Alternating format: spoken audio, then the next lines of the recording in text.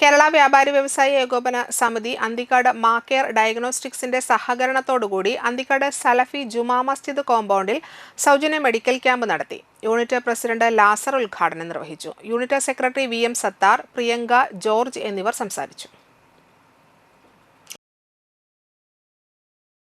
കോവിഡാനന്തര ലോകത്ത് ഒട്ടനവധി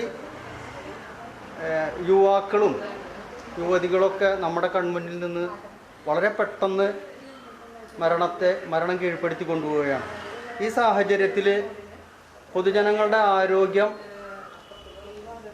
ആരോഗ്യത്തിൽ വന്നു ചേർന്നിട്ടുള്ള ഒരു ഒട്ടനവധി പ്രശ്നങ്ങൾ ഇന്നത്തെ മനുഷ്യൻ്റെ ജീവിത രീതിയും അതോടൊപ്പം തന്നെ